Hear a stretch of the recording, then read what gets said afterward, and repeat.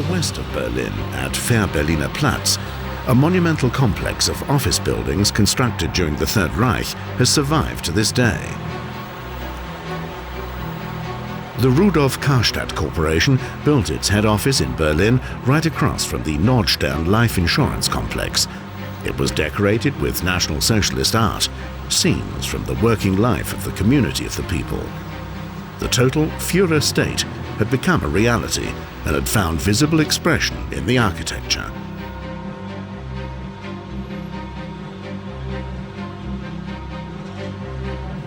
Hitler had very clear ideas about the redesigning of his capital. Berlin was to become the symbol of Germany's international standing. His plans covered over half of the urban area. In 1938, the Victory Column, the symbol of the capitulation of France in 1871, was relocated from its position in front of the Reichstag to the newly constructed east-west axis. This connecting route was built by Albert Speer, the Inspector General of Construction for the redesigning of the Reich's capital, and still dominates Berlin today. 5 road intersections form the so-called Great Star.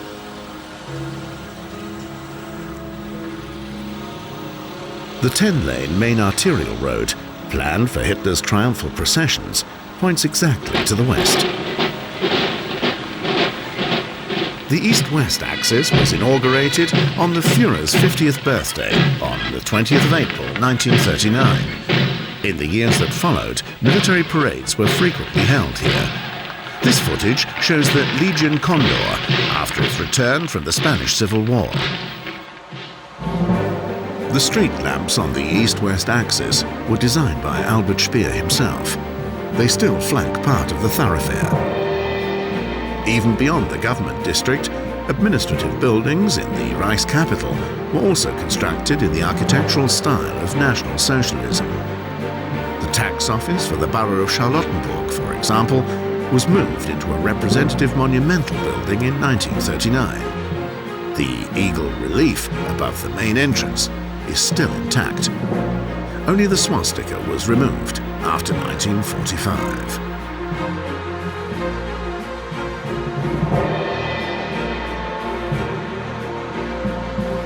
Hitler boasted, "Others may live in the Kremlin or in a castle, but we will make sure that the buildings representing the Reich originate in our own time." The most important project in Berlin between 1936 and 38 was the expansion of the Reich Chancellery. Designed by Albert Speer, the overstated neoclassical architecture of Hitler's center of government stood for the power and the potency of National Socialist Germany.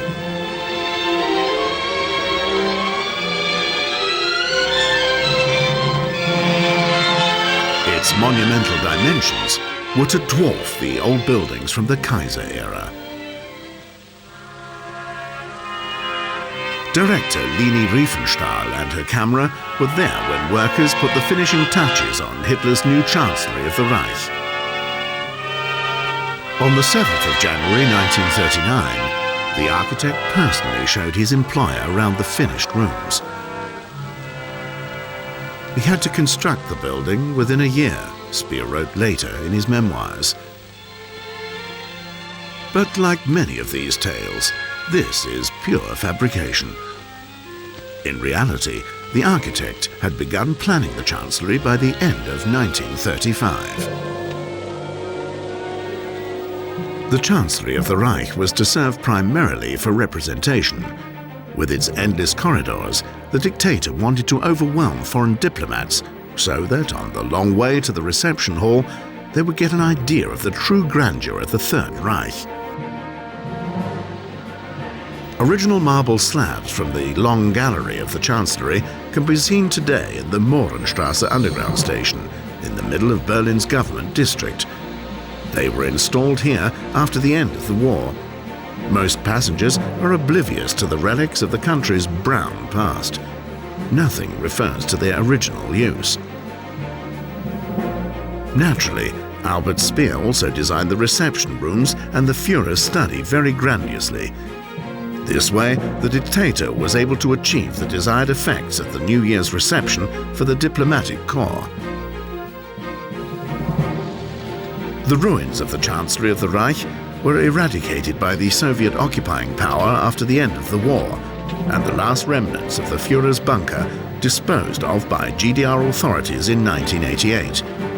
However, 2 years later, in 1990, a forgotten bunker used by the dictator's motor pool drivers was discovered accidentally. The bunker, built in 1940, comprises 8 small rooms.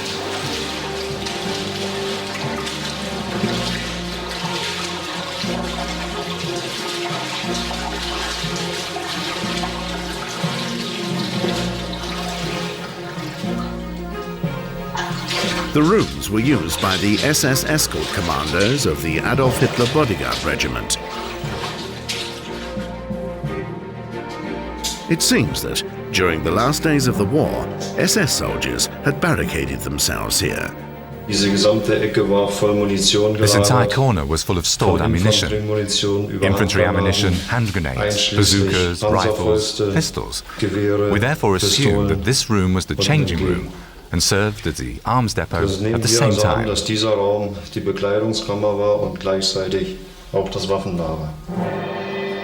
In one of the rooms, amateurish attestations of National Socialist art were discovered.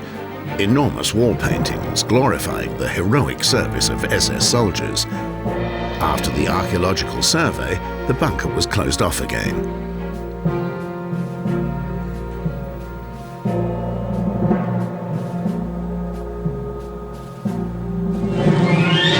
"I want Berlin to be more beautiful than Paris ever was," Hitler apparently said after viewing the occupied capital of France. The megalomania of the dictator in designing the new Berlin knew no bounds. More and more new sketches and drafts were created on the drawing tables of the Inspector General of Construction for the Reich's capital.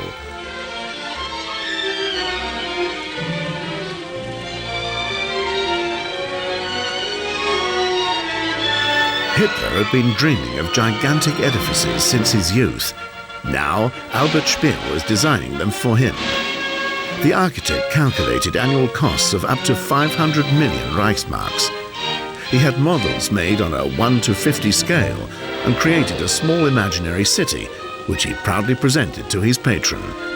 The dictator hoped that everything would be finished within 20 years. Hitler's vision of the world capital, Germania, involved pulling down large parts of the city centre to make room for new, magnificent buildings. The inhabitants of the houses were resettled into dwellings that had belonged to deported Jews.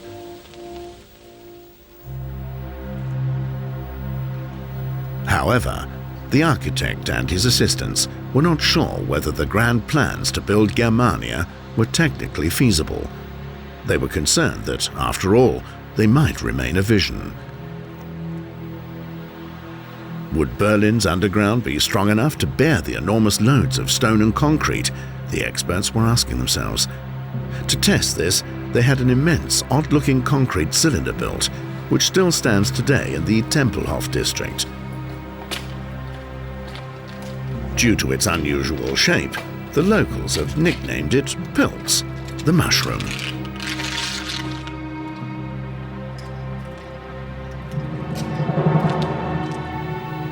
Dietmar Arnold from the Berlin Underworlds Association is one of the experts in little-known relics from Berlin's National Socialist past. Arnold, a civil engineer, has also investigated the history of this unusual structure, which, up until a few years ago, was still used for soil mechanical experiments by the Technical University of Berlin.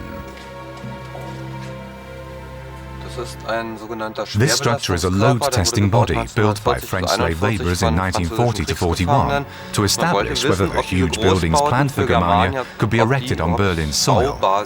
This was a stability test. When this giant was completed in 1941, its total weight was 12,600 tons. Engineers found it had subsided by 20 centimetres and slanted by 3.5 centimetres. But because of the immense load exerted here compared to a regular building, they thought this wouldn't present a problem, declaring Germania feasible, using this structure as proof. Germania ist baubar. Das ist also der Nachweis dafür. A model made for Hitler demonstrated how the north-south axis, starting from the gigantic Südbahnhof station, would pass a 117-meter-tall triumphal arch and end at the monstrous domed Volkshalle. Hitler had demanded that his capital match the magnitude of his mission. Speer's engineers had worked assiduously on a 3-meter-tall model of the Great Hall. The architectural design of Germania can be summarized in one word: exaggeration. The Great Hall, which was to be 290 meters high, is the most gigantic and also the best-known project of Hitler's plans for Germania. It would have been absolutely impossible to realize the hall with the technology of the time. If cost were no object, it would probably be possible to build it today. However, it would be impossible to predict how long it would stand, or whether it would survive a heavy spring or autumn storm. Das kann man überhaupt nicht sagen. Nördlich von uns hier vorne, südlich vom The Great Hall, with a capacity of 120,000 people, was to be built out there, to the north of where we stand, and south of the Lehrte Bahnhof. In front of it would be an enormous assembly square, 6 times the size of St. Peter's Square in Rome, bordered by enormous dominant edifices. The Reichstag would have been demoted to an auxiliary building. An important part of the designs was the traffic planning.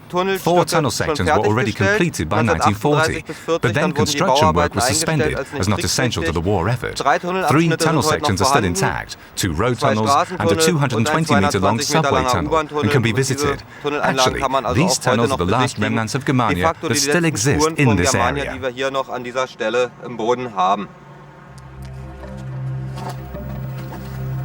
Somewhere in the Tiergarten is the carefully concealed entrance to one of the 2 road tunnels.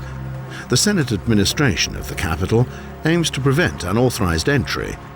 The descent is dangerous, with the likelihood of poisonous gas being an added risk.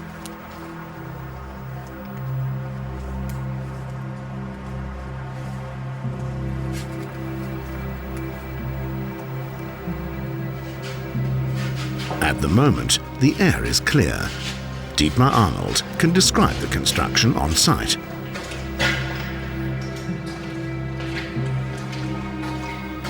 Ja, wir sind jetzt hier knapp 9 Meter unterm Tiergarten. We're now about 9 meters below the Tiergarten, in the western tunnel of the junction of the 2 axes.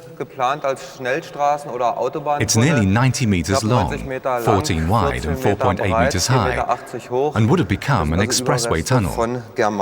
These are remnants of Germania. The junction of the axes was the point of intersection of the planned east-west and north-south axes.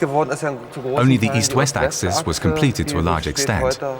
Today it consists of the Straße des 17. Juni and Unter den Linden, while the north-south axis was never built.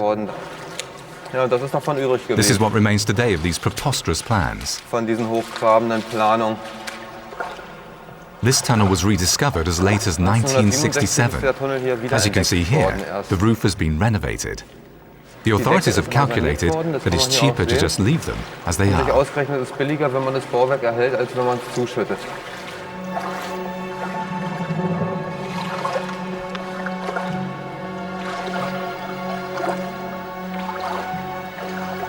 Cars never drove through this tunnel.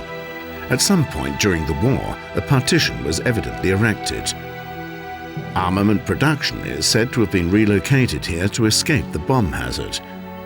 All that remains of it now is a rusty lamp.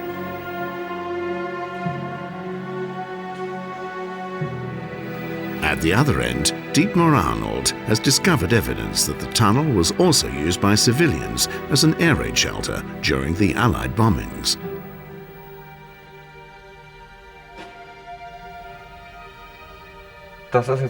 This is the access staircase where people used to enter. What I think is particularly interesting is the extent of wear on the rungs.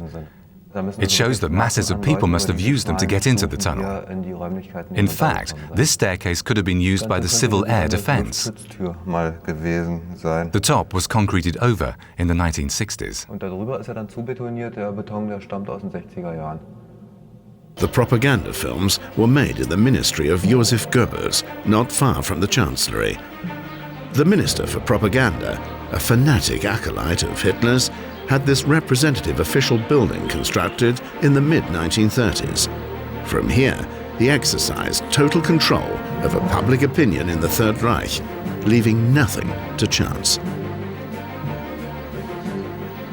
Today, the federal government uses the monumental building as the Ministry for Labour and Social Affairs. In the same rooms where Vice-Chancellor Franz Müntefering confers with his assistants today, the Nazis were drafting their propaganda battles over 60 years ago. As the war progressed, Goebbels became a kind of home front dictator, trying to whitewash the bitter truth of the bomb war and appealing to the Germans to bear up. However, the minister had taken precautions regarding his own security. A bomb-proof private shelter was built beneath his official residence. The remainders of this bunker were discovered accidentally during construction work in 1998 and sealed up again shortly afterwards. Little is known about the setup of Goebbels' bunker. Apparently, the rooms were not luxuriously furnished, yet the minister could be permanently in touch with the outside world by means of a modern telephone system. His diaries reveal that, in the case of an air raid alarm, he would go either to his private shelter or to the underground command post at Wilhelmsplatz.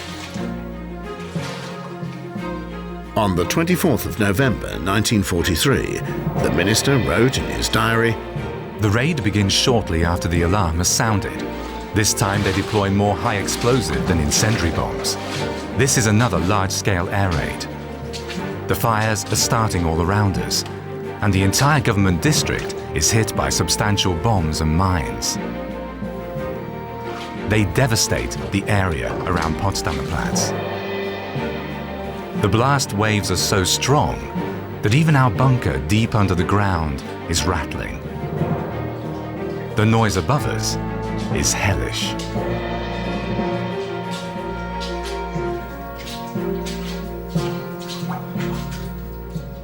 Later on, he continues, "When I look around Wilhelmsplatz after the raid, the grim impressions of the night before are confirmed."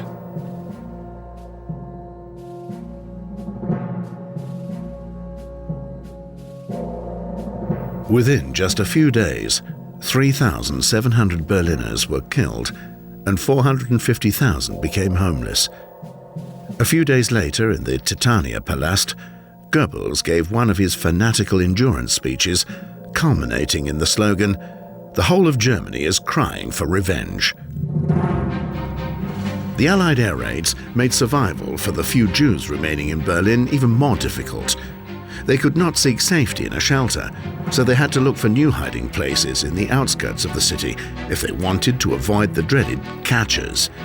Since 1941, over 50,000 of Berlin's Jews had been taken to the ghettos and concentration camps in the east. Few of them survived. During the so-called Fabrikaktion, or factory raids, at the end of February 1943, another 8,000 or more Jews working as slave laborers were displaced by the Gestapo.